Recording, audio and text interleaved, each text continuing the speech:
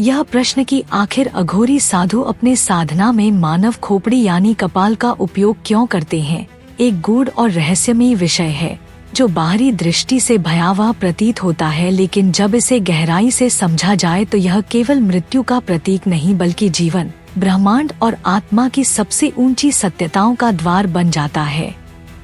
अघोर परंपरा सनातन धर्म के उन गूढ़ रहस्यों से जुड़ी हुई है जहां मृत्यु को अंत नहीं माना जाता बल्कि एक संक्रमण, एक मार्ग और एक साधन माना जाता है। अघोरी साधु मानते हैं कि जब तक मनुष्य मृत्यु के भय और मोह से मुक्त नहीं होता तब तक वह सच्चे आत्मज्ञान को प्राप्त नहीं कर सकता।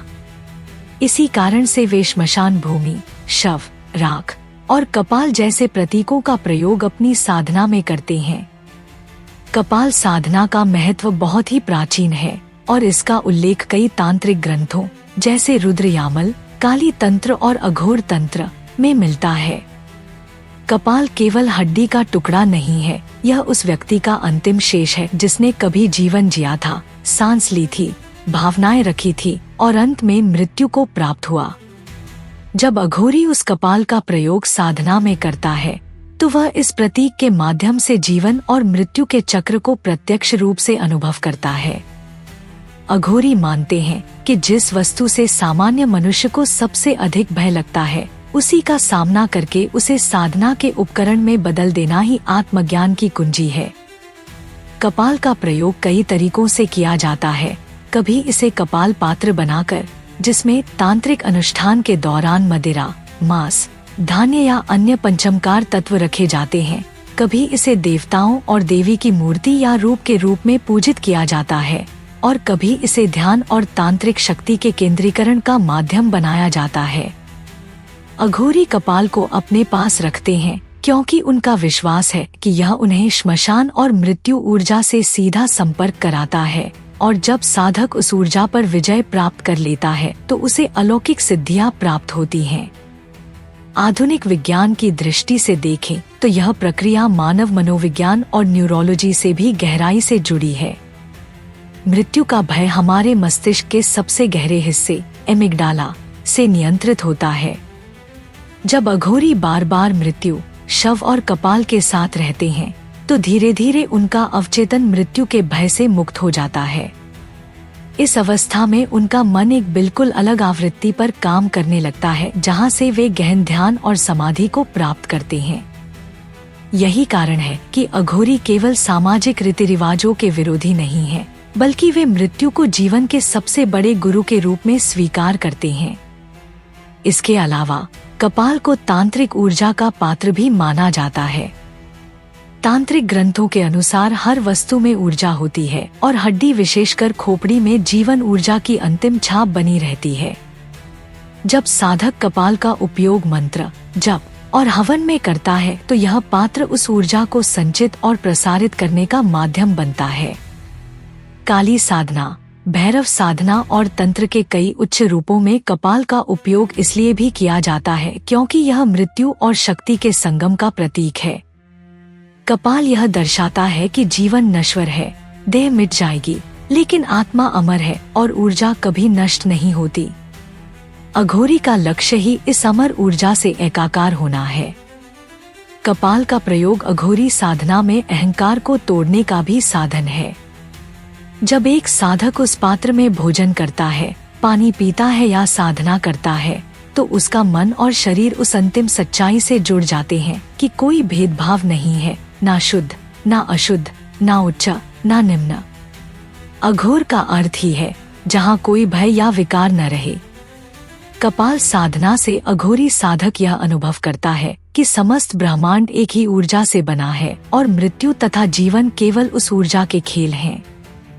यही कारण है कि समाज के लिए जो चीज भयावह है, अघोरी के लिए वह सबसे बड़ा साधन बन जाती है। इस साधना का एक रहस्य यह भी है कि अघोरी मानते हैं कि जब तक साधक अपने भीतर की आसक्तियों को पूरी तरह नष्ट नहीं करता, तब तक वह दिव्य अनुभव तक नहीं पहुंच सकता। कपाल उसके लिए वह दर्पण है जिसमें वह अपने भय, लोभ, मोह और वासना को देखता है और उन्हें नष्ट करता है। जब वह इस प्रक्रिया में सफल होता है, तभी वह सच्चे अघोर और शिवत्व का अनुभव करता है। इस प्रकार कपाल का उपयोग केवल बाहरी अनुष्ठान नहीं है, बल्कि यह साधक के आंतरिक रूपांतरण की प्रक्रिया है। यदि इसे गहराई से देखा जाए तो कपाल साधना यह सिखाती है कि मृत्यु से डरना नहीं चाहिए, बल्कि उसे समझना चाहिए, क्योंकि वही हमें जीवन के सच्चे अर्थ तक ले जाती है। और यही अघोरी परंपरा का सबसे गहन संदेश है। अघोरी साधना और कपाल के प्रयोग को यदि गहराई से समझा जाए तो यह केवल एक रहस्यमय या भयावह परंपरा नहीं, बल्कि जीवन और मृत्यु के बीच छुपे उस अंतिम सत्य का द्वार है जिसे साधारण मनुष्य अपनी आँखों से देख नहीं पाता। सामान्य समाज में मृत्यु का नाम सुनते ही भय और असुरक्षा की लहर दौड़ जाती है, लेकिन अघोरी साधक मृत्यु को भय का नहीं बल्कि मुक्ति का प्रतीक मानते हैं।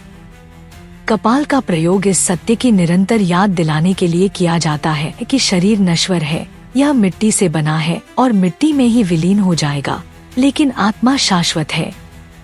कपाल, जो कभी किसी जीवित प्राणी का हिस्सा था, साधक को यह अनुभव कराता है कि जीवन और मृत्यु केवल ऊर्जा के परिवर्तन हैं, उनका कोई स्थायी अस्तित्व नहीं है।